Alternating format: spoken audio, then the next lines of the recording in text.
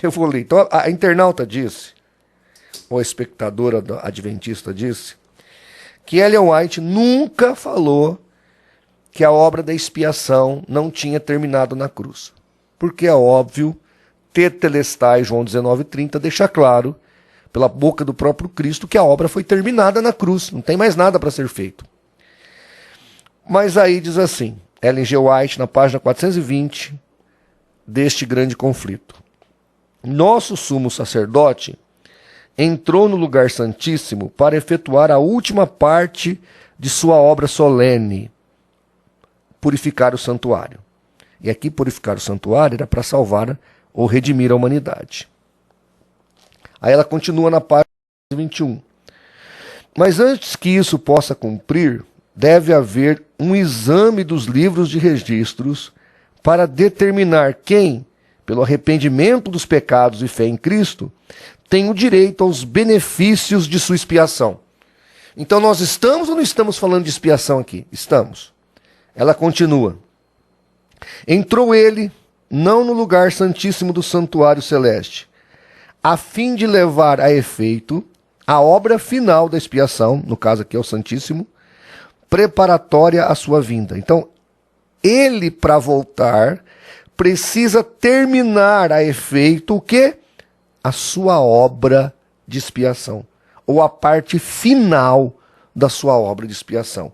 Então, Ellen G. White acreditava que a obra terminou na cruz? Não! A obra não terminou na cruz, a obra ainda está a terminar. Ela a fim de levar a efeito a obra final da expiação, quer dizer, a parte final da expiação ainda está a terminar. Ela continua. O bode emissário tipifica Satanás, autor do pecado, sobre quem os pecados dos verdadeiros penitentes serão finalmente colocados. Quando Cristo, pelo mérito do seu próprio sangue, remover do santuário celestial os pecados do seu povo, ao encerrar-se o seu ministério, ele os colocará sobre Satanás, que na execução do juízo deverá arrostar a pena final, ou seja, pagar pela pena final. O bode emissário era enviado para uma terra não habitada, para nunca mais voltar à congregação de Israel. Assim será Satanás para sempre banido da presença de Deus e de seu povo e eliminado da existência na destruição final dos pecados e dos pecadores. Então o diabo, veja, a obra não acabou na cruz do Calvário, recomeçou agora a segunda parte em 1844. Quando ele terminar essa obra de fazer o juízo investigativo, ele vai pegar os pecados da humanidade e vai pôr sobre o diabo, que vai pagar a sua parte. Gente, isso aqui é uma das coisas mais satânicas que eu já ouvi. E quando eu disse que é do cristianismo, é porque o adventismo está inserido dentro do contexto do cristianismo. Então é uma heresia dentro do contexto do cristianismo. E aí outro dia eu estava ouvindo aí o Leandro Quadros e até o Rodrigo Silva, dizendo assim, não, esses apologistas mentem. O juízo investigativo não é para salvação. Não tem nada a ver com salvação. Eles quiseram colocar de um jeito como se fosse uma espécie de galardoamento do cristão adventista. Então seria isso o juízo investigativo. Outra mentira, gente, outra mentira. Olha aí o que está escrito aqui na página 486 do livro Grande Conflito, dentro do contexto da explicação do juízo investigativo. Ao abrirem-se os livros de registro no juízo, é passado em revista perante Deus a vida de todos os que creram em Jesus. Veja, queridos, o juízo investigativo é para o crente. E aí continua. Todo nome mencionado, cada caso minuciosamente investigado. Aceitam-se nomes e rejeitam-se nomes. Ele está falando aqui que é para o crente em Jesus, para o que creu em Jesus Cristo. Está aqui, ó, meu livro está até desmanchando, né? Eu já li todas as afirmações dela, os contextos. Então, assim, os fatos estão aqui. Por que não assume? Por que não faz como o pessoal lá dos missionários voluntários, os autores da Bíblia White, que se você perguntar para eles, vão dizer, é isso mesmo. Um crente adventista não pode ter certeza da salvação, porque ele ainda tem que ser escrutinado, tem que passar pelo juízo investigativo, Jesus não acabou sua obra na cruz. Este é o fato, Eleazar. Este é o fato, Leandro Quadros. Este é o fato, Rodrigo Silva. E para você, pastor evangélico, que acha que o adventismo é cristão, você é maluco, meu amigo. Você perdeu a estribeira. Como é que você acha que um negócio desse é cristianismo? Está dentro do contexto cristão, mas cristão não é. Pelo amor de Deus. Isso é satanismo puro, trevas pura. Negar a obra de Jesus na cruz. Dizer que um crente não pode ter a certeza da salvação. E aí vem a segunda parte, né? Por que eles não aceitam a imortalidade da alma? Não é uma análise se pode ou não pode, porque antropologicamente falando é irrelevante. Não, é por causa do juízo investigativo. Se for do jeito que Jesus Cristo ensinou, lá em Lucas 16, do 19 ao 31, o que o apóstolo Paulo ensinou em Filipenses, em 2 Coríntios capítulo 5, se for do jeito que os apóstolos e o próprio Cristo ensinou, a pessoa que morre em Cristo já vai para o paraíso, como está em Lucas 23, 43. Ou se a pessoa morre sem Cristo, já vai para o lugar de tormento, como está em Lucas 16, do 19 ao 31, em 2 Pedro 2, 4 e 9. Então, se a pessoa já está lá, no pré-juízo, literalmente pré-juízo, porque o julgamento eterno ainda vai acontecer. Então, para que juízo investigativo?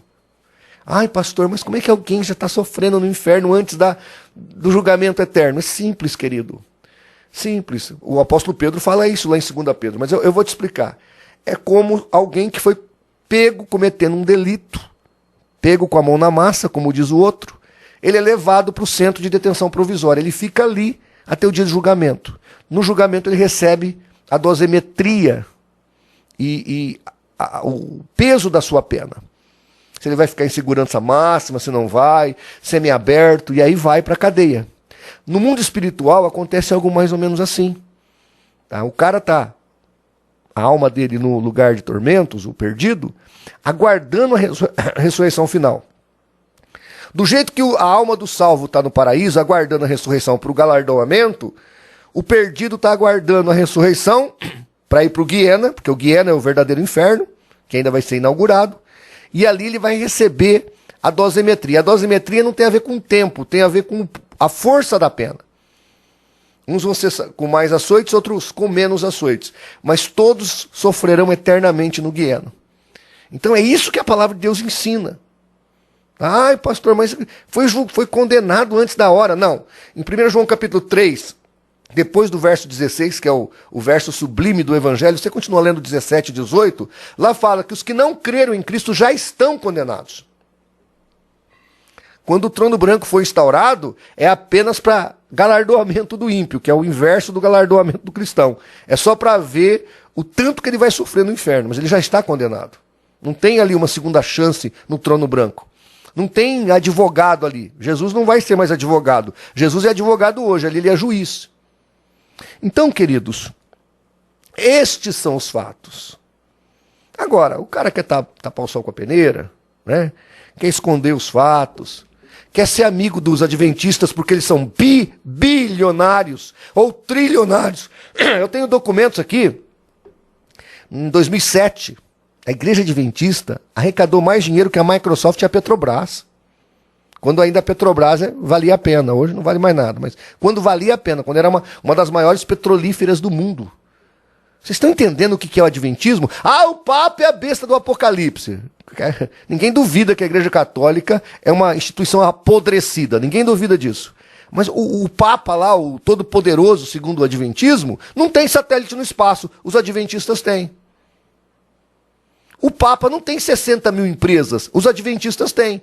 O Papa não é um aglomerado financeiro igual é o Adventismo. Tem lá um banquinho falido lá na Itália, mas igual o Adventismo sétimo dia, grana igual o Adventismo sétimo dia, eles não têm.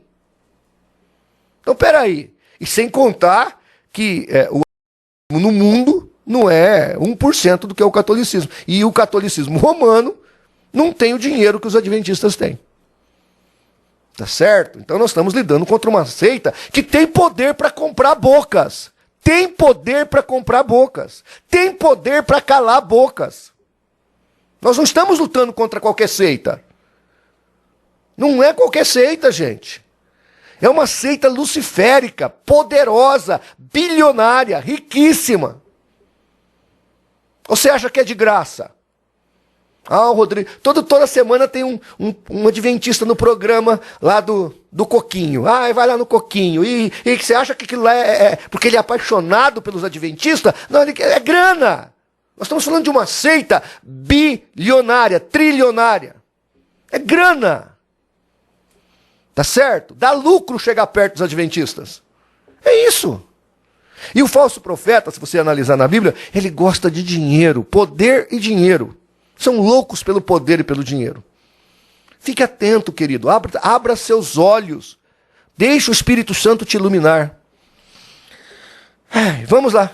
Vamos continuar combatendo o bom combate da fé. Que Deus nos dê graça. Um abraço.